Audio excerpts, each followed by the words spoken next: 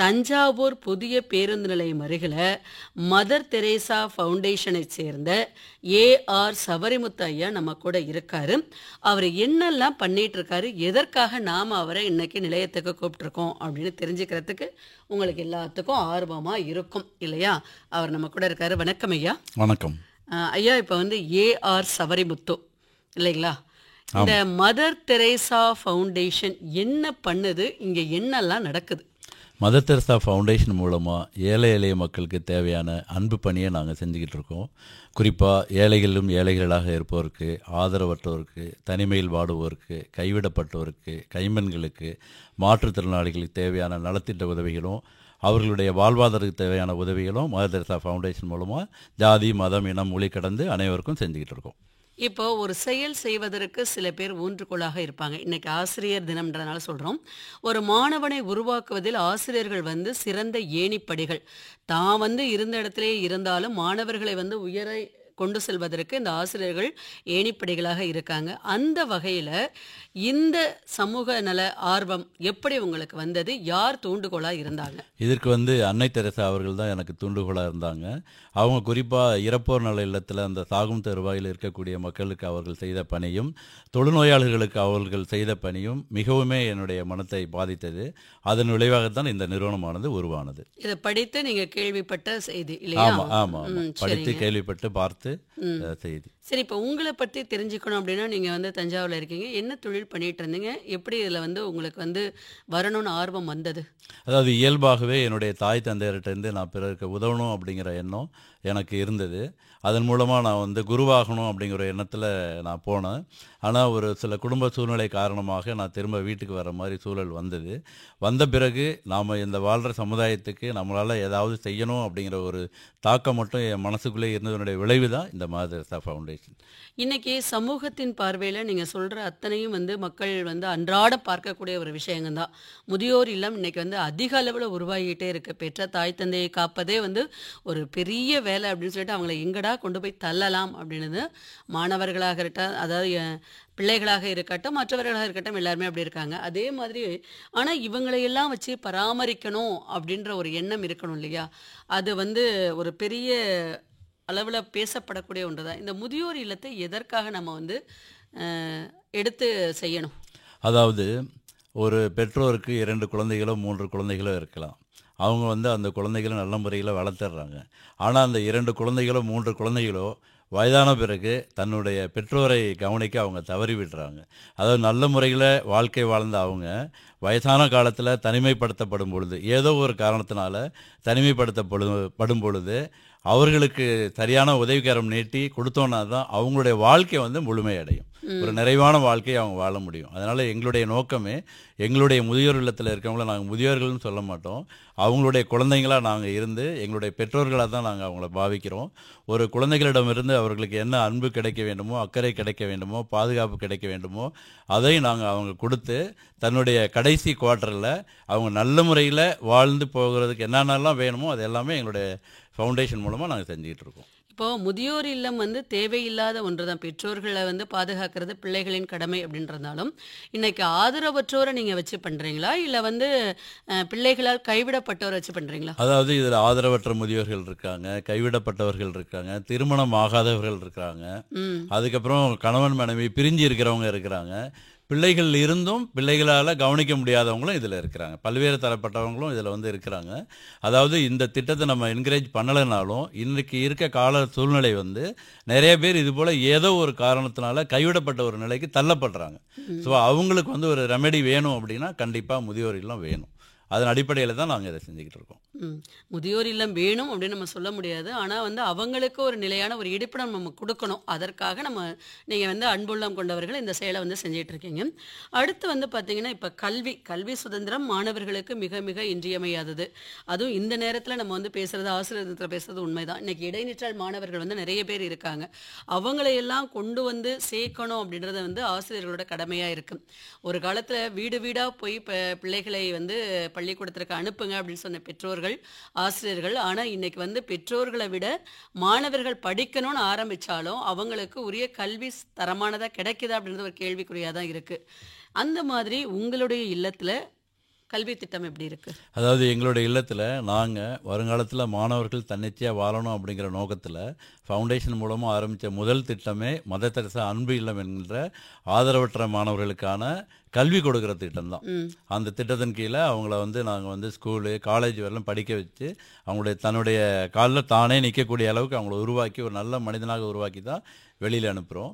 இது இல்லாமல் scholarship program அப்படின்ற ஒரு ப்ரோக்ராம் கீழே என்ன பண்ணுறோன்னா, தாய் தந்தை இல்லாத அல்லது தாயோ தந்தை இழந்தவர்கள், மாற்றுத்திறனாளிகள், ஆதரவற்ற மாணவர்களை நாங்கள் தேர்ந்தெடுத்து அவங்க பள்ளி படிக்கிறதுக்கும் கல்லூரி படிப்பதற்கும் எந்த ஊரில் இருந்தாலும், இது வந்து ஒரு பேன் இண்டியா ப்ரோக்ராமு, எந்த ஊரில் இருந்தாலும் அவங்களுடைய ஆப்டிடியூடுக்கு ஏற்ற மாதிரி அவங்க என்ன படிக்கிறாங்களோ அதற்கு எங்களால் என்ன முடியுமோ அந்த உதவியை நாங்கள் செஞ்சு கொடுத்துக்கிட்டு இருக்கோம். இதுவரையிலும் இந்த அன்பில்லத்திலையும் இந்த கல்வி திட்டத்தின் கீழே ஏறக்குறைய 6000 பேருக்கு மேலே இந்த 24 ஆண்டுகளில் பயன்பெற்றிருக்கிறாங்க அப்படிங்கிறதையும் நான் மகிழ்ச்சியோடு தெரிவிச்சுக்கிறேன். கிட்டத்தட்ட 24 ஆண்டுகளாக இந்த நிறுவனம் செயல்பட்டு இருக்கு. ஆமாம் ஆமாம். இப்ப நேர் வந்திருக்காங்க, யாரு எங்கிருந்து பார்க்கலாம்? வணக்கம் ஐயா. வணக்கம். அரியமங்கலத்திலிருந்து ராஜேந்திரன் பேசுறேன் மேடம். அரியமங்கலம் ராஜேந்திரன். ஆமா. கேளுங்க ஐயா உங்க கேள்வி. இந்த நிறுவனம் வந்து சொந்த நிதியில் நடத்துறீங்களா, யாரும் நிதி கொடுத்தா வாங்கிக்கிறீங்களா? ரெண்டாவது, நோயாளிகளையும் பாத்துக்கிறீங்களா? அது இல்லாம வந்து இதுக்கு வயது வரம்பு எதுவும் இருக்கா? ஆண் பெண் எல்லாருமே உண்டா? இதெல்லாம் ஒரு கேள்வி. அப்புறம் வந்து டாக்டர்கள்லாம் வந்து பராமரிக்கிறாங்களா, அவங்களெல்லாம் வந்து பார்த்து செக்அப் எல்லாம் பண்றாங்களா? அது ஒரு அதாவது என்னன்னு கேட்டீங்கன்னா, இதுக்கெல்லாம் மூல காரணம் வந்து தாய் தந்தரை காப்பாத்தணும்ன்ற எண்ணம் வந்து குறைஞ்சுக்கிட்டே இருக்கு. ரெண்டாவது, வெளிநாட்டுக்கு போறாங்க, அது அவங்களுடைய ஆப்பர்ச்சுனிட்டியை பயன்படுத்திக்கிறாங்க. அப்படிங்கும் போது உங்க மாதிரி முதியோர் இல்லத்தில் கொண்டு வந்து விடுறது அது ஒன்றும் தவிர்க்க முடியாதது. ஆனா இருக்கிறவங்களே வந்து பிள்ளைகளே வந்து பெற்றவரை கவனிக்காம இருக்கும்போது இது மாதிரி இல்லங்கள் பெருகி போச்சு. அது இல்லாம இது மாதிரி சில பேர் வந்து நிதி வந்து போன் பண்ணி கேக்குறாங்க. நான் அதுக்கு வந்து பதில் சொல்லுவேன், நேரடியா நான் வந்து தான் கொடுக்கணும்னு இருக்கேங்க, உங்க அட்ரஸ் சொல்லுங்க அப்படின்னு மட்டும் கேட்டுக்கிட்டு அது மாதிரி எல்லாம் போய். சரிங்க, இப்ப வந்து நிதி வந்து சொந்த நிதியில இருக்கா இல்ல கவர்மெண்ட் எதுவும் அரசாங்கம் எதுவும் கொடுக்குதான்னு சொல்லி கேட்டிருக்கீங்க இல்லையா கேள்வி? ஓகேங்க, இதுக்குரிய பதில் சொல்லுங்க. அதாவது இது வந்து எங்களுடைய சொந்த நிதி, வாலண்டரி கான்ட்ரிபியூஷன் வந்து நாங்கள் அக்செப்ட் பண்ணிக்கிறோம். எங்களிடமும் சொந்த நிதி இருக்குது, அதையும் நாங்கள் வந்து பயன்படுத்திக்கிறோம். அரசாங்கம் அவ்வப்பொழுது ஏதாவது நிதி கொடுத்தாலும் அதையும் நாங்கள் வந்து பயன்படுத்திக்கிறோம். அதே மாதிரி மருத்துவ வசதிகளும் உண்டு. மருத்துவ வசதிகளும் உண்டு. எங்கள்கிட்ட ஒரு ஹாஸ்பிட்டல் இருக்கிறதுனால அங்கே தங்கி இருக்கக்கூடிய முதியோர்களுக்கு பீரியாடிக்கல் மெடிக்கல் செக்அப்லாம் நாங்கள் ஃப்ரீயாகவே பண்ணி கொடுக்குறோம். நன்றிங்க, நன்றி. இன்னைக்கு மனித நேயம் அப்படின்றது வந்து பார்த்தீங்கன்னா ஒரு தலைப்பாக நம்ம கொடுத்துருந்தாலும் இந்த மனித நேயம் அப்படின்ற வார்த்தைக்கு என்னங்கய்யா நம்ம வந்து கொடுக்க முடியும் சமூகத்துக்கு? அன்பு தான். இன்னைக்கு இருக்கிற காலகட்டத்தில் எல்லாரும் ஸ்பீடாக இருக்காங்க. மக்கள் வந்து they have very less time to spend with their family. அதாவது பிள்ளைங்க பெற்றோர்களிடம் பேசுவதற்கு நேரம் இல்லை, பெற்றோர்கள் பிள்ளைகளிடம் பேசுவதற்கு நேரம் இல்லாத ஒரு காலகட்டத்தில் நம்ம இருக்கிறதுனால இந்த அன்பு அப்படியே குறைஞ்சி போயிடுச்சு.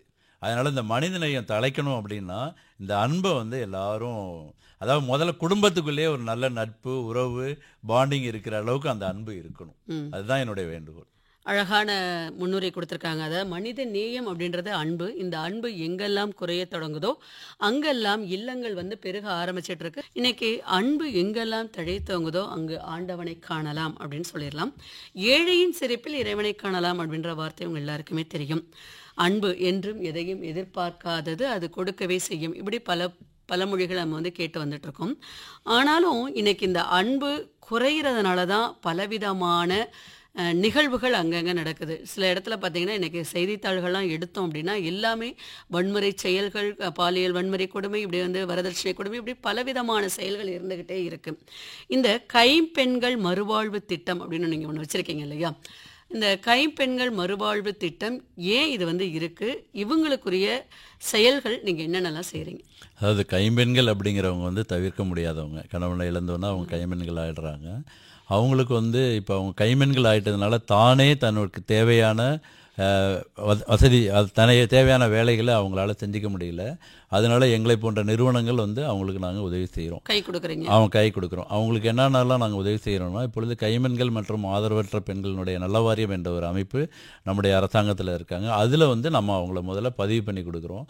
அதில் பதிவு பண்ணி கொடுக்குறது மூலமாக தான் அவங்க அரசாங்கத்திலேருந்து கிடைக்கக்கூடிய சலுகைகள் எல்லாம் அவங்களுக்கு கிடைக்கும். அடுத்தது அவங்க ஒரு சேவை மையத்தை தேடி சென்று அவங்களுக்கு தேவையான சர்டிஃபிகேட் வாங்குறதையே அவங்க வந்து கடினமாக நினைக்கிறாங்க.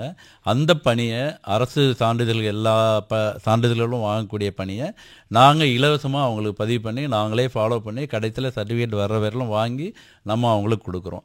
அந்த சர்டிஃபிகேட்லாம் வந்த பிறகு அவங்க எந்த சலுகையின் அடிப்படையில் எந்த பென்ஷன் திட்டத்துக்கு கீழே வராங்களோ அந்த பென்ஷன் திட்டத்துக்கும் நாங்களே அப்ளை பண்ணி கொடுத்து நாங்களே ஃபாலோ பண்ணி அது கிடைக்கிற அளவுக்கு நாங்களே பண்ணி கொடுக்குறோம். இப்போ அவங்களுக்கு வாழ்வாதாரத்திற்கு ஏதாவது உதவிகள் செய்கிறீங்களா? வாழ்வாதாரத்துக்கு நம்ம வந்து ஸ்கில் ட்ரைனிங் வந்து நம்ம கொடுக்குறோம். நிறைய அரசு நிறுவனங்களோடும் தனியார் நிறுவனங்களோடு இணைந்து என்ன விதமான இலவச ட்ரைனிங் கிடைக்குதோ அந்த ட்ரைனிங்க்கு எங்கள்கிட்ட இப்போ ரோலில் ஒரு 3000 பேருக்கு மேலே இருக்கிறாங்க.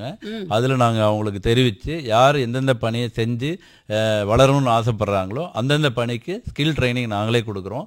அதில் முடிச்சுட்டு நல்ல முறையில் பண்ணுறவங்களுக்கு அந்த என்ன முதலீடு வேணுமோ என்ன உபகரணங்கள் வேணுமோ அதுவும் மாதர்சா ஃபவுண்டேஷனே வாங்கி கொடுத்து அவங்க சொந்த காலில் நிற்கிறதுக்கு நம்ம உதவி செய்யும். இதுவரையில் என்னென்ன மாதிரி ட்ரைனிங் கொடுத்துருக்கீங்க? எவ்வளோ பேர் வெளியில் வந்து இந்த மாதிரி வேலை செய்கிறாங்க? அதாவது குறிப்பாக அதிகமாக அவங்க வந்து எதிர்பார்க்குறது வந்து டைலரிங் தான். அதான் ஒரு ஈஸியான ஒரு வேலை. ஏன்னா அவங்க வேலையை பார்த்துக்கிட்டு டைலரிங் தொழிலும் பண்ணிக்கலாம் அப்படிங்கிறதுனால டைலரிங் ட்ரைனிங்கில் நிறைய பேர் இருக்கிறாங்க, முடிச்சிருக்காங்க. அதே போல் ஆரி ஒர்க் வந்து அவங்க நிறைய பேர் அதை கற்றுக்க விரும்புகிறாங்க. ஏன்னா அதுலேயும் நிறைய பணம் வருது அப்படின்றதுனால ஆரி ஒர்க் வந்து நாங்கள் கொடுத்துக்கிட்டு இருக்கோம்.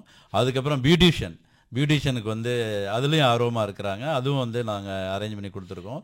அதே போல் computer training, basic computer training எல்லாமும் நம்ம வந்து அரேஞ்ச் பண்ணி கொடுக்குறோம். இப்போ ஒரு நேர் வந்து கேட்டால் இதுக்கு வந்து வயது வரம்பு எதுவும் இருக்கா அப்படின்னு சொல்லி கேட்டிருந்தாரு இல்லையா? அதாவது ஆமாம், அது வயது வரம்பு இந்த கற்றுக்கிறத பொறுத்தளவு எல்லா நிறுவனங்களும் 45ன்னு வச்சுருக்கிறாங்க.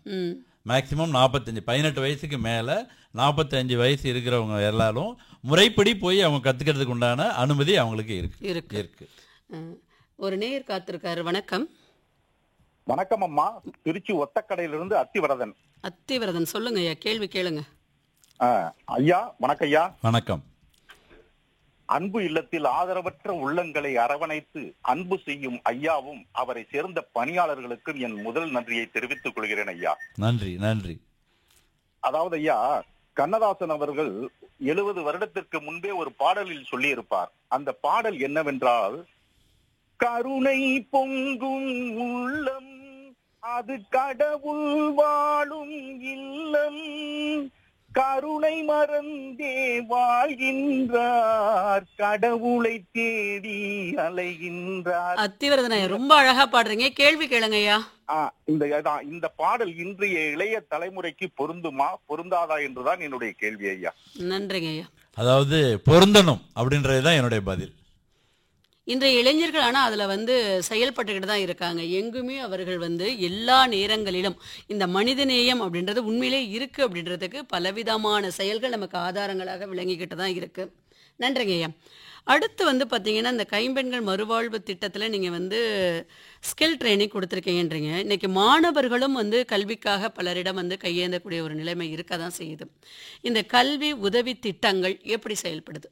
கல்வி உதவி திட்டங்களை பொறுத்தளவு மாணவர்களுடைய பள்ளிகள் அளவிலும் கல்லூரிகள் அளவிலும் அவர்களுடைய எந்தெந்த பள்ளி மற்றும் கல்லூரியை தேர்ந்தெடுத்து பாடப்பிரிவினை தேர்ந்தெடுக்கிறார்களோ அதற்கேற்ற உதவினை இந்த மாதர்சா ஃபவுண்டேஷன் வழங்கி வருகிறது. இதற்கு வந்து மாணவர்களுக்கான வயது வரம்பு எதுவும் இருக்குங்களா? இல்லை, அப்படியெல்லாம் நாங்கள் ஒன்றுமே வச்சுக்கல. ஈவன் இப்போ எங்கள்கிட்ட எல்கேஜிலேருந்து படிக்கிறவங்கலாம் கூட இருக்கிறாங்க. சரிங்க. இப்போ வந்து எல்லா அடிப்படை வசதிகள் இருந்தாலும் முதியோர் இல்லம் இருக்குது, கைம்பெண்கள் மறுவாழ்வு திட்டம், கல்வி உதவி திட்டம், இது எல்லாமே அன்றாட வாழ்க்கைக்கு மனிதர்களுக்கு தேவையான ஒன்றாக தான் இருக்குது. ஆனாலும் இதையெல்லாம் காட்டிலும் மிக அதிகமாக பரவி மக்களிடையே விழிப்புணர்வை ஏற்படுத்தக்கூடிய ஒரு நிகழ்வு அப்படின்னா இந்த மருத்துவமனைகள் தான், மருந்துகள் அப்படின்னு சொல்லி நம்ம சொல்லலாம். மருத்துவ வசதிகள் எப்படி இருக்குது? அதாவது எங்களுடைய மாதர்சா ஹெல்த் சென்டரை பொறுத்தளவு ஒரு சிறிய ஒரு ஹாஸ்பிட்டல் தான். ஆனால் அதிநவீன மருத்துவ சிகிச்சை நாங்கள் அங்கே கொடுக்குறோம். இது வந்து அன்னை தெரசாவினுடைய அன்பு வழியை பின்பற்றுகிற ஒரு சேரிட்டி பேஸ்டு ஹாஸ்பிட்டல். வெளியில் மற்ற இடத்துல பார்க்குறதுக்கும் நமக்கும் கிட்டத்தட்ட 50% வந்து இது கம்மியாக இருக்கும். ஒரு பிரேக் ஈவன் வர நிலைமையில தான் நாங்கள் வந்து இந்த மருத்துவமனையை நடத்திக்கிட்டு இருக்கோம். எப்படி மருத்துவர்கள் வந்து இலவசமாக வந்து பணிகள் செய்வாங்களா அல்லது? மருத்துவர்களும் அவங்களால முடிஞ்ச அளவுக்கு எவ்வளவு குறைச்சி பண்ண முடியுமோ பண்ணி கொடுக்குறாங்க, சேரிட்டியா வந்து பண்ணி கொடுக்குறாங்க. ஒரு நேயர் காத்திருக்கிறாரு. வணக்கம் ஐயா. இங்கே காலை வணக்கம்மா. யாருங்க ஐயா? நான் திருச்சி மாவட்டம் மேலமாங்கவனம் தேவேந்திர. நான் பேருந்துல போயிட்டு இருக்கிறேன். ஒரே ஒரு சின்ன டவுட். சொல்லுங்க ஐயா. இப்ப ஐயா உங்களுக்கு வணக்கம். வணக்கம். இப்போ வந்து வெளிநாட்டுக்கு வெளியில நம்ம தமிழ்நாட்டுல வந்து இப்ப தங்கியிருக்காங்க. இப்ப அவங்க எல்லாம் வயதான காலத்துல வந்து ஒண்ணும் பண்ண முடியாத சூழ்நிலைக்கு கஷ்டப்பட்டு இப்ப அவங்களுக்கு எப்படி அவங்க எல்லாம் சேர்ப்பாங்களா என்ன, அதுல அவங்களுக்கு வேற எந்த மாதிரி ஒரு உதவி செய்யலாம், அந்த மாதிரி ஒரே ஒரு கேள்வி தான். அதை மட்டும் சொல்லுங்க. நன்றிங்க. அதாவது வெளிநாடுகளிலிருந்து இங்கு தங்கி இருக்கும் முதியவர்களுக்கு ஏதேனும் வாய்ப்புகள் இருக்குமா, அவங்க வந்து சேர்த்துக்குவீங்களா அப்படின்னு சொல்லி ஒரு கேள்வி கேட்டிருக்காரு. அதாவது இது வந்து அரசு துறையில நம்ம கேட்க வேண்டிய கேள்வி. இதுவரையிலும் எங்கள்கிட்ட யாரும் வெளிநாட்டுல இருக்கவங்க முதியோர் இல்லத்துல இருக்கிறதுக்கு யாரும் விண்ணப்பிக்கல. அதுபோல இருக்கணும் அப்படின்னா அரசிட்ட ஒரு அனுமதி வாங்கிட்டு நம்ம வச்சுக்கலாம். இப்போ அரசு அனுமதிக்கும் பேர்ல நம்ம அவங்கள வச்சுக்கலாம். இப்போ அரசு நலத்திட்ட உதவிகள் வந்து பல உண்டு. இதுல வந்து பாத்தீங்கன்னா முதியோர் இல்லத்திற்காக இருக்கட்டும், கைம்பெண்கள் மறுவாழ்வு திட்டம், கல்வி உதவி திட்டம், இப்படி பலவிதமான திட்டங்கள் இருந்தாலும் இதுல அரசின் நலத்திட்ட உதவிகளும் இருக்கு. இந்த அரசின் நலத்திட்ட உதவிகளையும் நீங்க வந்து பயன்படுத்திக்கிறீங்களா? கண்டிப்பா பயன்படுத்துறோம். எப்படின்னா இப்போ நம்ம வந்து ஸ்காலர்ஷிப் கொடுக்குற ஸ்டூடெண்ட்ஸுக்கு கவர்மெண்ட்லேருந்து அந்தந்த பிரிவுகளுக்கு தகுந்த மாதிரி ஸ்காலர்ஷிப் கிடைக்கும். அந்த ஸ்காலர்ஷிப் வாங்குறதுக்கும் மாதர்தா ஃபவுண்டேஷன் ஃபுல்லாக அதுக்கு தேவையான சான்றிதழ்கள் தயார் பண்ணி கொடுப்பது, அப்ளை பண்ணுவது, அவங்களுக்கு வாங்கி கொடுக்கறது வரையிலும் நாங்கள் பண்ணுறோம். அதே போல் எந்தெந்த திட்டத்தில் அரசு சலுகைகள் கொடுக்கறதோ, அரசு உதவிகள் செய்கிறதோ அதை நாங்கள் பெற்றுக்கிட்டு தான் இருக்கோம். இப்போ ஒரு திட்டம் செயல்படுது அப்படின்னா அதற்குரிய வருவாய் அதாவது வேணும் இல்லையா, நிதி ஆதாரங்கள் வேணும். இந்த நிதி ஆதாரங்கள் எந்த வகையில் உங்களுக்கு வந்து பயன்படக்கூடிய வகையில் இருக்கு? நிதி ஆதாரங்கள் வெளியிலிருந்து வருதா அல்லது உங்களுடைய சொந்த நிதி? அதாவது வாலண்டரி கான்ட்ரிபியூஷன் வர்றாங்க. அதாவது மாதர்தா ஃபவுண்டேஷன் இப்போ 24 வருடங்களாக தொடர்ந்து செயல்பட்டு வருகிறதுனால மக்கள் மத்தியில் ஒரு நல்ல வரவேற்பு இருக்குது. அதனால் யார் என்ன உதவி செய்யணும்னு நினைக்கிறாங்களோ அவங்களே வந்து நேரடியாக எங்களை பார்த்து உதவி செய்வாங்க. இப்போது சில இல்லங்கள் வந்து பார்த்திங்கன்னா அந்த உணவு முறை கண்டிப்பாக உண்டு. அன்னதான திட்டங்கள் வந்து ஏழை எளிய மக்களுக்காக ஆங்காங்கே அன்னதான திட்டங்களும் செயல்படுத்திகிட்டு இருக்காங்க.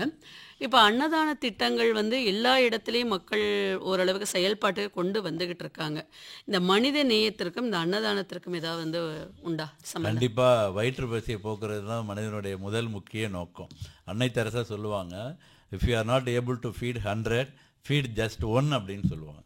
ஒரு நாள் 100 பேருக்கு உணவளிக்க முடியாமல் இருக்கலாம், ஆனால் குறைந்தது ஒருவருக்காவது நீ உணவளிக்க முடியும் அப்படின்னு சொல்லுவாங்க.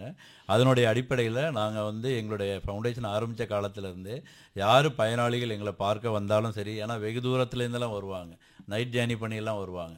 ஸோ அவங்கள தங்க வைக்கிறது, அவங்களுக்கு எங்களோட இருக்கிற வரையிலும் அவங்களுக்கு தேவையான அனைத்து உணவுகளையும் நாங்களே கொடுத்துருவோம். அதே போல் இப்போ இது வளர்ந்த ஒரு நிறுவனமாக இருக்கிறதுனால நிறைய பேர் வழிபோக்கர்கள், உணவுக்கு வசதி இல்லாதவர்கள், வாய்ப்பு இல்லாதவர்கள் எல்லாமே எங்களை வந்து அணுகுவாங்க. யார் வந்தாலுமே நாங்கள் இலவசமாக தினந்தோறும் உணவு கொடுத்துக்கிட்டு தான் இருக்கிறோம். அதே போல் கோவிட் சமயத்தில் மாவட்ட நிர்வாகத்தினுடைய பரிந்துரையின் பெயரில் மாவட்ட நிர்வாகங்கள் தங்க வச்சுருந்த கேம்பில் இருந்தவங்களுக்கு தினந்தோறும் ஏறக்குறைய 600 பேருக்கு நாங்கள் வந்து அன்னதானம் போட்டுக்கிட்டு இருந்தோம் அப்படிங்கிறதையும் வழங்கணும் அப்படிங்கிறதையும் நான் சொல்லிக்கிறேன். ரொம்ப அழகான செயல் வந்து செஞ்சிட்டு இருக்கீங்க. இன்னைக்கு வந்து அன்புன்றது நம்ம வந்து பிறருக்கு கொடுக்க கொடுக்க அது தானாகவே வளரும். அந்த அன்பு எங்கே வளர தொடங்குதோ அங்கு அடிமைகள் இல்லை அப்படின்றத நம்ம கண்டிப்பாக சொல்லலாம். அன்பினால் எதையும் சாத்தியப்படுத்த முடியும் அப்படின்றதுக்கு நல்ல உள்ளங்கள் இன்னைக்கும் அங்கங்கே இருந்துக்கிட்டு தான் இருக்காங்க. மனித நேயம் வளர இதுவும் ஒரு காரணமாக இருக்கு. இருந்தாலும் அன்பு இல்லங்கள் தோன்றுவதற்கு காரணம் அன்பு இல்லாமல் இருக்குமோ அப்படின்ற ஒரு எண்ணம் இருக்கு. இதற்கு வந்து பல சான்றுகள் இருந்தாலும் இந்த அன்பை உருவாக்குவதற்காக பல எடுத்துக்காட்டு நபர்கள் நம்ம கூட வாழ்ந்துக்கிட்டு தான் இருந்திருக்காங்க. இதில் வந்து கடவுள்களாக போற்றப்படக்கூடியவர்களும் இருக்காங்க. இவங்கெல்லாம் பார்க்கறதுக்கு முன்னாடி ஒரு நேயர் காத்துக்கிட்டு இருக்காரு. வணக்கம். வணக்கம்மா. வணக்கம். யாருங்க ஐயா? வணக்கம் சொல்றது 2 பேர் பி தாமஸ்மா. திருச்சி ஏர்போர்ட்டுக்கு ஏத்தால நான் 5 இல்லங்கள் வச்சிருக்கேன். நான் பார்வையில்லாதவரு. சரிங்கய்யா. லூப்ரா முதியோர் ஹோம், லூப்ரா.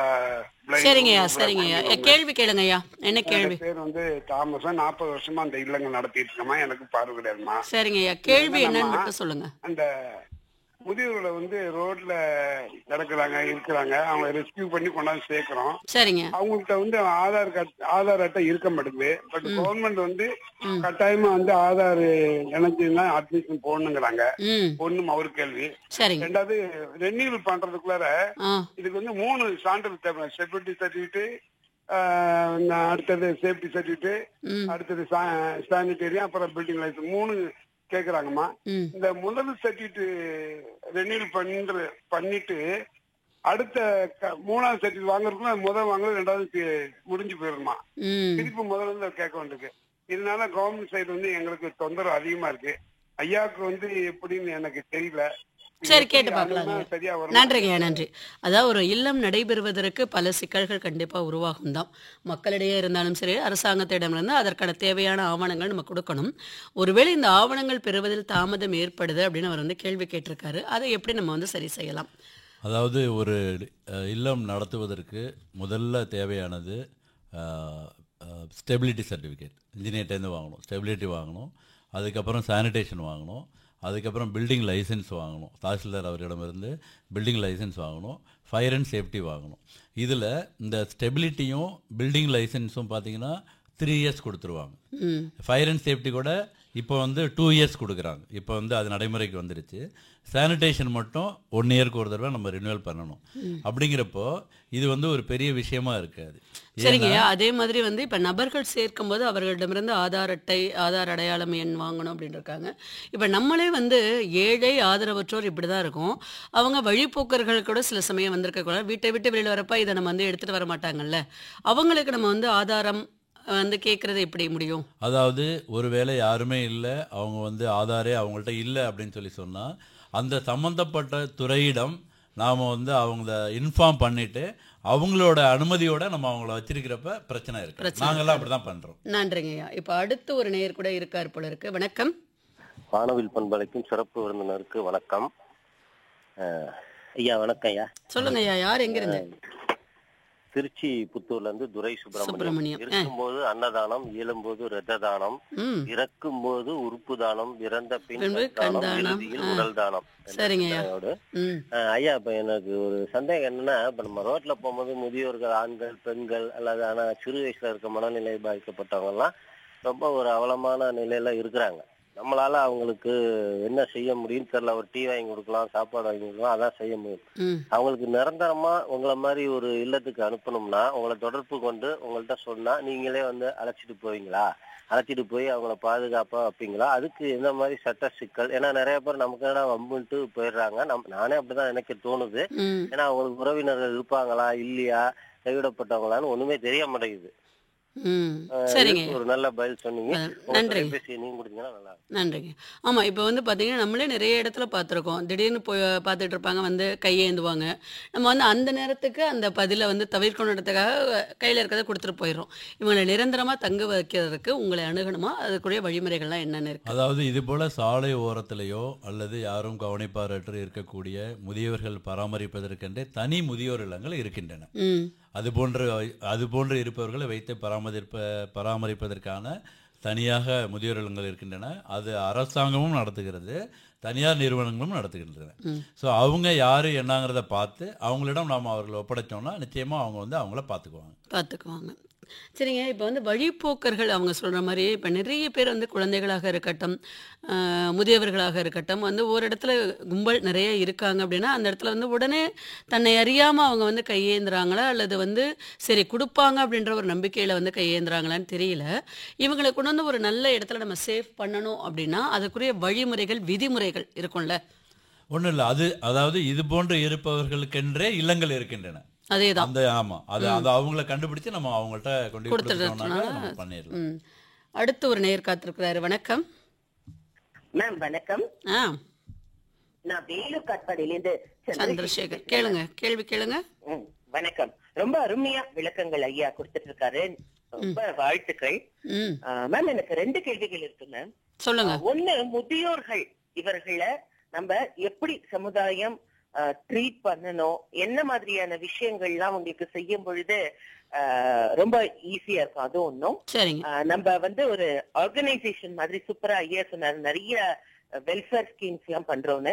பிரத்யேகமா நம்ம முதியவர்களுக்காக என்ன மாதிரியான விஷயங்கள் எல்லாம் பண்ணிட்டு வரும், ஒரு தொலைநோக்கு பார்வையா ஐயாவுடைய கனவு என்ன, அதை பத்தியும் எனக்கு தெரிஞ்சுக்கணும். நன்றிங்கம்மா. சொல்லுங்க. அதாவது முதியோர்கள், கைவிடப்பட்ட முதியோர்கள், அவங்க நாங்கள் பெற்றோர்கள் தான் சொல்லுவோம். அவங்களுக்கு தேவையான அன்பு காட்டி அரவணைத்து அவங்களுக்கு தேவையான மருத்துவ உதவிகள்லாம் நம்ம வந்து செஞ்சு அவங்கள பராமரித்தாலே அவங்க வாழ்நாள் இருக்கிற வரையிலும் சந்தோஷமாக இருப்பாங்க. சரிங்க. உங்களுடைய எண்ணம், அதாவது தொலைநோக்கு பார்வை இன்னும் எப்படி இருக்கு அப்படி? அதாவது இன்றைக்கு இருக்கிற காலகட்டத்தில் இந்த முதியோருக்கு நாம் செய்யக்கூடிய தேவையானது அதிகரித்து கொண்டே இருக்கின்றன.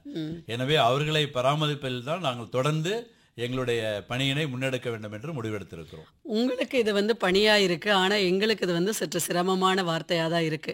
ஏன்னு கேட்டா இன்னைக்கு ஆயிரம் ஆண்டுகளாக நமக்காக பல இன்னல்களையும் கஷ்டங்களையும் தாங்கி ஒரு பெற்றோர் வளர்த்துருக்காங்க. அவங்கள வந்து வேலை இல்லாமலோ அல்லது என்னால் கைவிடப்பட்ட, நான் என் குழந்தையால் கைவிடப்பட்டேன் அப்படின்ற ஒரு வார்த்தை அந்த முதியவர்களுக்கு எவ்வளவு வலியும் வருத்தத்தை தரும். அவங்கள பாதுகாக்கிறதுக்கு உங்களுடைய இல்லங்கள் செயல்பட்டாலும், அதாவது உங்களோட இல்லைன்னு இல்லை, பல இல்லங்கள் செயல்பட்டுக்கிட்டு தான் இருக்கு. இருந்தாலும் குழந்தைகள் பெற்றோர்கள் மீது அதீத அன்பு வைத்திருந்தால் அவர்கள் இங்கே வந்து வர வேண்டிய அவசியமே இல்லை. ஆனால் இன்னைக்கு குறுகிய காலத்தில் எல்லாவற்றிலையும் செயல்புரியக்கூடிய ஒரு காலம் அப்படின்றது இருக்க தான் செய்யுது. இதற்கு வந்து அன்பு தான் இருக்கணும் அப்படின்றது நம்ம எல்லாருடைய கனவாக தான் இருக்கு. அடுத்து வந்துங்கய்யா, இந்த மருத்துவமனை சேரிட்டி கல்வி உதவித்தொகை, இது இல்லாமல் நீங்கள் வந்து இல்லத்திற்கு தேவையான பொருள் உதவிகள் அப்படின்லாம் இருக்கும் இல்லையா, வயதானவர்களுக்கு வேண்டிய உபகரணங்கள் தேவையாக இருக்கும், இதுக்கெல்லாம் என்ன பண்ணுறீங்க? இதுக்கெல்லாம் நாங்களே பார்த்துக்கிறோமா. இதுக்கு அதாவது யாராருக்கு இப்போ வயசானவங்களுக்கு அவங்க மொபிலிட்டிக்கு என்ன மாதிரியான உபகரணங்கள்லாம் தேவைப்படுதோ அதெல்லாம் நாங்களே ரிசோர்ஸ் ரெடி பண்ணி நாங்கள் வாங்கி அவங்களுக்கு கொடுத்துருவோம். இப்போது ஆதரவற்றோர், கைவிடப்பட்டோர், அடுத்து வந்து பிள்ளைகளால் கைவிடப்பட்டோர், இப்படி முதியவர்கள் எல்லாருமே இருப்பாங்க. ஒரு காலகட்டத்தில் இது சின்ன வருத்தம் தான். ஒருவேளை அவர்களுக்கு யாருமே இல்லை அப்படின்றப்ப இறப்பு என்பது வந்து தவிர்க்க முடியாத ஒன்று தான். அந்த இறப்புகளுக்கு வேண்டிய சடங்குகள், சம்பிரதாயங்கள் எல்லாமே நீங்கள் இதை பண்ணிடுவீங்களா? இல்லை, இப்போது எங்களிடம் இருக்கக்கூடிய பெற்றோர்களுக்கு அவர்கள் இறந்த பிறகு ஒரு சில பேர் வந்து அவங்களுடைய குடும்பத்திலேருந்து அவங்கள வந்து எடுத்துகிட்டு போயிடுவாங்க. ஐடென்டிஃபை பண்ணிடுறீங்க? ஆமாம், பெரும்பாலும் கார்டியன் இருப்பாங்க, அவங்க எடுத்துகிட்டு போயிடுவாங்க. சில பேர் வந்து யாருமே ஆதரவற்று இருப்பவர்கள் அல்லது குடும்பத்துக்கு தன்னுடைய உடலை கொடுக்க வேணாம்னு நினைக்கிறவங்க எங்கள்கிட்ட வந்து எழுதி கொடுத்துருவாங்க. என்னுடைய உடலை நீங்களே வந்து அடக்கமோ அல்லது மற்ற சடங்குகளை நீங்களே பண்ணலான்னு சொல்லி எழுதி கொடுத்துருவாங்க. ஸோ அதன் அடிப்படையில் நாங்கள் அரசாங்கத்திலேருந்து அனுமதி வாங்கியிருக்கோம். அதன் அடிப்படையில் அவங்களுக்கு என்ன அடக்க முறைப்படி, எந்த மத முறைப்படி பண்ணணும்னு விரும்புகிறாங்களோ அதை நாங்களே செஞ்சு அவங்கள நல்லடக்கம் பண்ணிவிடுவோம். இது வந்து ஒரு சிறந்த சேவையாக இருந்தாலுமே ஒரு சின்ன மன வருத்தம் தரக்கூடிய ஒரு செயலாக தான் இருக்குது. அடுத்து ஒரு நேயர் வந்திருக்காங்க. வணக்கம் ஐயா. வணக்கம், யாருங்க ஐயா? வணக்கம்மா, நான் திருவானைக்காவல் கீழகொண்டமேட்ல இருந்து தமிழ்ச்செல்வி கல்யாண சுந்தரம் பேசுறேன். தமிழ்ச்செல்வி கல்யாண சுந்தரம், சொல்லுங்கம்மா. ஆமா, ஐயாவுக்கு என்னுடைய வணக்கங்கள். வணக்கம்மா. பிறதாலும் பேணுதல்ங்கிறது அன்பின் வெளிப்பாடுதான். அவங்க வந்து எந்த சுய லாபமும் இல்லாம மனித உறவுகளை அவங்களுக்கு சாப்பாடு போட்டு கல்வி அறிவு கொடுத்து முதியோர்களா இருந்தா அவங்களுக்கு சேவை செஞ்சு பாத்துக்கிறாங்க ஐயா. இதுல சரிங்க, எனக்கு அது ரொம்ப பாராட்டுதா இருக்கு, கேள்விமா இருக்கு. என்னுடைய கேள்வி வந்து, முதியோர் இல்லத்துல கொண்டு விடுறோம் பெரியவங்கள அப்படின்னாக்க பயப்படுறாங்க எல்லாருமே. சமுதாயம் வந்து தப்பா பாக்குறாங்க, முதியோர் இல்லத்துல கொண்டு விட்டாங்க அப்படிங்கிறாங்க. இது சரியா தவறா? இப்ப வந்து 2 பேரும் வேலை பாக்குறாங்க, சமூக ஆண் பெண் 2 பேரும் வேலைக்கு போக வேண்டிய சூழ்நிலையில இருக்கும், கட்டாயத்துல இருக்கும். அப்படிங்கும்போது பெரியவங்களும் அதை புரிஞ்சுக்கணும் அப்படின்னு நீங்க சொல்றீங்க. ஆமா, இத வந்து எப்படி விழிப்புணர்வை கொண்டு வர்றது? சரிங்க, நன்றிங்கம்மா. இப்போ அவங்க சொல்ற மாதிரி 2 பேரும் வேலைக்கு செல்லும் போது பெரியவர்களை வந்து நாங்கள் ஒரு பாதுகாப்பான இடத்துல தான் விடுறோம் அப்படின்ற ஒரு வார்த்தையை அவங்க வந்து பயன்படுத்துறாங்க. அந்த பெரியவர்கள் இதை புரிஞ்சுக்கிறதுக்கு நாங்கள் எப்படி விழிப்புணர்வு கொடுக்கணும் அப்படின்னு சொல்லி கேட்குறாங்க. அதாவது பொதுவாக நம்முடைய முதியோர் இல்லத்தில் வர்றவங்களுக்கு அவங்க இது போன்ற ஒரு சூழலில் தான் வருவாங்க. ஆனால் அவங்களுடைய மனநிலையை சரி பண்ணி கொஞ்சம் கொஞ்சமாக கவுன்சிலிங் கொடுத்து வேறு வழி இல்லை, இதை நம்ம ஏற்று பழகிக்க தான் வேணும் அப்படிங்கிற மனப்பக்குவத்தை ஏற்படுத்துறது தான் எங்களுடைய டாஸ்க்லேயே பெரிய டாஸ்க். ஸோ அது வந்து எங்களுக்கு மினிமம் 6 மாதத்துலேருந்து மேக்ஸிமம் 1 இயர் வரலும் கூட ஆகும். அப்புறம் அவங்க அதை புரிஞ்சிருவாங்க, சரி நம்ம பிள்ளைங்களுக்கு இந்த மாதிரி இருக்கிறதுனால நம்ம பிள்ளைங்களை தொந்தரவு பண்ணக்கூடாது, நம்ம வாழ்கிறதுக்கு இதுதான் சிறந்த வழி அப்படிங்கிறத நாங்கள் வந்து அவங்களுக்கு கவுன்சிலிங் மூலமாக தெரியப்படுத்துவோம். அதை அவங்க ஏற்றுக்குவாங்க, ஒரு ஸ்டேஜில் ஏற்றுக்குவாங்க. ஏற்றுக்கிறவங்க சந்தோஷமாக இருக்காங்க. நன்றிங்க. அதாவது ஒரு காலகட்டத்தில் நம்ம வந்து கூட்டு குடும்பங்களில் இருந்தப்ப வேலை பளுவாக இருக்கட்டும், மனக்கசப்புகளாக இருக்கட்டும், அவற்றை பகிர்ந்து கொள்ள ஆட்கள் அங்கே இருந்தாங்க. ஆனால் இன்றைய காலகட்டத்தில் நாம் பெற்றெடுப்பதோ ஒரு குழந்தை, அந்த ஒரு குழந்தையும் நம்ம கூட இருக்கிறதுனால நம்மளுடைய தாய் தந்தையை பராமரிக்க நாம் தவறிறோம். இதற்கு ஒரு காரணம் நம்மளுடைய வீட்டு சூழ்நிலையாக இருக்கலாம், அல்லது அவர்களின் மன விருப்பத்திற்கு இணங்க நாம் அவர்களை கொண்டு போய் வெளியிடங்களுக்கு செலுத்தும் போது நான் பெத்த ஒரு பிள்ளையை என்னை கொண்டு போய் வெளியில விடுதே அப்படின்ற ஒரு ஏக்கம் பெற்றோர்களுக்கு இருக்கும். இந்த இடைவெளி என்பது புரிதல் இல்லாமலும் இருக்கலாம், அல்லது அன்பின் வெளிப்பாடு கூட இருக்கலாம். நஷ்டமோ கஷ்டமோ நான் உன் கூடயே இருந்துடுறேன்டா அப்படின்னு சொல்ற எத்தனையோ பெற்றோர்கள் இன்னும் இந்த நிகழ்ச்சியை கேட்டுக்கிட்டு தான் இருப்பாங்க. வாழ்க்கையில கஷ்டத்திலையும் நஷ்டத்திலையும் பங்கு கொண்ட அந்த பெற்றோர்களை பாதுகாக்க நம்ம வீட்டில் ஒரு சிறு இடம் கண்டிப்பா இருக்க தான் செய்யும்.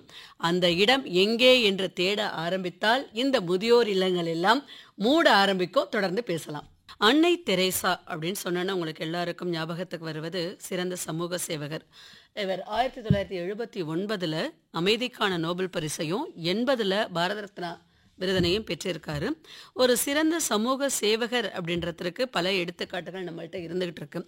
ஆனாலும் இவங்க என்ன பண்றாங்க அப்படின்னா, பல நல்ல உள்ளங்களை தன்னுடைய இல்லத்தில் பாதுகாத்து வச்சிட்டு இருக்காங்க. அதுவும் ஒரு சிறந்த சேவை தான். சேவை செய்வதற்கென்று ஒரு தனி மனம் வேண்டும். அந்த சமயங்களில் மக்களுக்கு தேவையான ஆறுதல்களையும் உணவுகளையும் வழங்கி ஆற்றுப்படுத்துதல் என்பது மிக மிக இன்றியமையாதது தான். ஐயா, இப்போ நிறைவாக வந்து கிட்டத்தட்ட ஒரு 4 நிமிடங்கள் இருக்குது. இந்த மனித நேயம் அப்படின்றதுக்கு உங்களுடைய செயல்பாட்டின் அர்த்தம் என்ன? அன்பு தான். அன்பு தான். அன்பு இருந்தால் நிச்சயமாக அங்கே வந்து மனிதநேயம் இருக்கும். அன்பு இருக்கிற இடத்துல பரிவு இருக்கும், கருணை இருக்கும், இரக்கம் இருக்கும், பொறுமை இருக்கும், சகிப்புத்தன்மை இருக்கும், விட்டு கொடுத்தல் மனப்பான்மை இருக்கும், மன்னிக்கிற மனப்பான்மை இருக்கும்.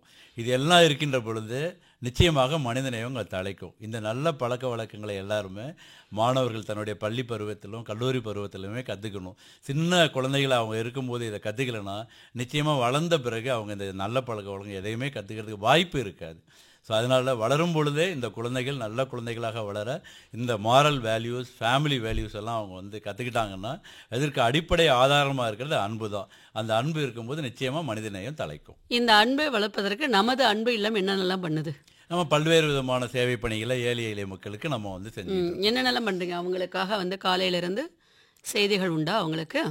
நம்ம அவங்க மாரல் வேல்யூஸில் வளர்கிறதுக்கு அவங்களுக்கு ரெகுலராக நம்ம வந்து ப்ராக்டிஸ் கொடுக்குறோம், ரெஜுவனேஷன் ப்ரோக்ராம் கொடுக்குறோம், ஓரியன்டேஷன் கொடுக்குறோம். அவங்கள இது போன்ற பணிகளில் ஈடுபடுத்துகிறோம். நம்மள்ட்ட படிக்கக்கூடிய மாணவ மாணவிகளை நம்முடைய முதியோர் இல்லத்துக்கு வரவழைத்து அவங்களுக்கு செய்யக்கூடிய பணிகளில் இவங்களையும் நம்ம வந்து பங்கெடுத்துக்க வைக்கிறோம்.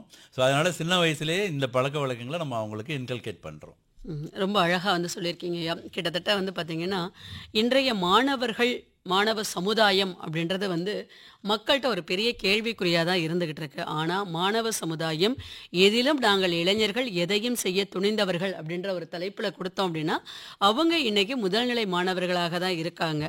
ஒரு சின்ன சின்ன அழுத்தங்கள் அவங்களுக்கு என்ன இருக்குது அப்படின்னா, இந்த சமுதாய பிரச்சனைகள் அப்படின்றது அவங்கள்ட்ட கொஞ்சம் இடைநிற்றலாக இருந்தாலும் கை கொடுக்கும் தெய்வங்களாக இளைஞர்கள் இன்றும் வளர்ந்துக்கிட்டு தான் இருக்காங்க. இதற்கு எடுத்துக்காட்டாக பல நிகழ்வுகளை நம்ம வந்து எடுத்து சொல்லலாம். கஜா புயலாக இருக்கட்டும், புயல் நிறைந்த காலங்களாக இருக்கட்டும், எந்த கொரோனா காலங்களாக இருக்கட்டும், தன்னால் முடிந்த அளவு இளைஞர்கள் பல உதவிகளை செய்துக்கிட்டு தான் இருக்காங்க. நீங்கள் சொன்ன மாதிரி அன்பு எங்கு தழைத்தோங்குதோ அங்கு உதவிக்கரம் என்பது மிக மிக நீண்டு கொண்டு தான் இருக்கிறது. அன்பின் படகு கையை நீட்டிக்கிட்டே இருக்க இருக்க 1000 கைகள் கண்டிப்பாக இணக்க செய்ய தான் போகுது.